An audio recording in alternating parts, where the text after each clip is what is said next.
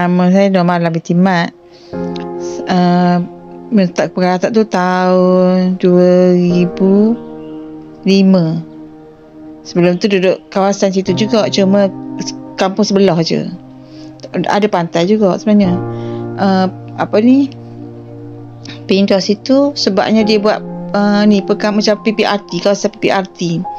Dalam 46 buah rumah situ. Lepas tu duduknya kawasan tepi pantai.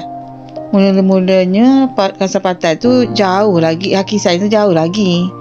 Lebih kurang 500 meter ke gitulah. Mula-mula duduk tu Hakisai tu memang ombak tu jauh lagi daripada rumah. Lepas tu makin lama tu lah yang jadi bila musim tujuh ombak kuat, tu jadi makin rapat tu. Dalam 2014 ke 12 baru start, baru dia nak Hakisai pantai tu dapat dekat rumah, dekat dengan pintu dapur. Tapi sebelum tu dia pernah buat lah macam benteng. Benteng dengan mula-mula dengan kuning. Lepas tu dia buat macam longkang. Lepas tu dia letak dengan tanah liat. Lepas tu dia benteng pula dengan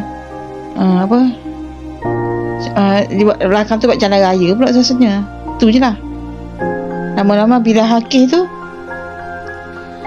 masa ni lah, masa tu kujuh saya takut sekali. Masa tu lah ada Hakisainya. Kalau tidak biasa je, sebab air ombak kuat, laut gelora, lepas tu ngangin. Kalau tidak tak ada pun jadi benda tu semua. Biasa kalau masa tu kujuh tu, bila dia haki tu yang jadi makin teruk tu. Setiap tahun macam tu. Pusat pemindahan, kalau ikutkan tak nak pindah, tapi sebab dia kan ombak ni dia tahan kuat je, lepas tu air naik lah, air pasang, lepas tu ada angin. Sekejap je katanya, tapi dia akan makan masa berhari-hari. Macam hari ni slow, esok kuat tu kat masa tu. Pusat pemindahan tu pun selalunya dia buka dalam masa 5 hari lah, selepas dah siap rumah dia. Pemindahan tu biasanya pada raya mula-mula duduk. Cuma kalau ikutkan tak selesa sebabnya sempit. Kalau ikutkan, sebab kita situ ramai 44 biji rumah, penduduk lebih kurang dalam 200 orang. Balai raya tu kecil je, cuma jauh lah daripada pantai. Kalau daripada sebab tempat duduk memang bantulah, sebab tempat dulu bilik 2 je, hak ni bilik 3. Lepas tu selesa, tak kena banjir. Lepas tu kawasan ni tinggi, tak jauh daripada pada pantai. Cuma satu lah, macam orang-orang yang pergi kerja ke laut tu jauh sikit nak pergi ke laut tu. Sebab pantai tu jauh daripada dulu, orang pergi dekat je. Sekarang ni nak pergi tu jauh. Satu lagi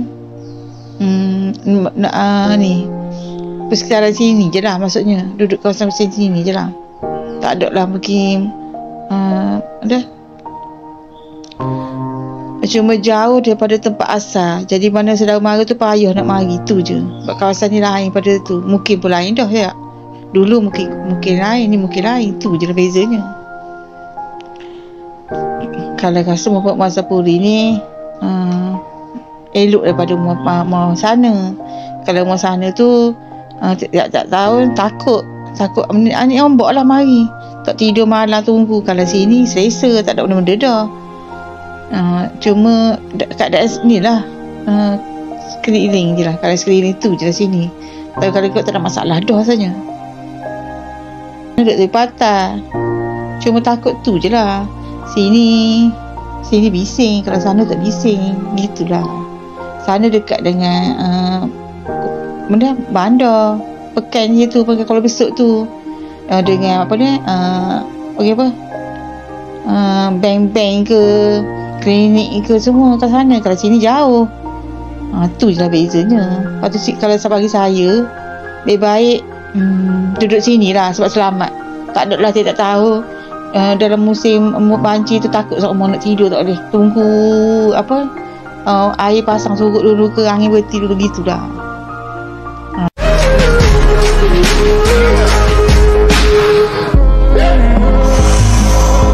First you both go watch your way and the vibe is feeling stronger. What's small turn to a friendship turn to a bond, and that bond will never be broken. The love will never get lost.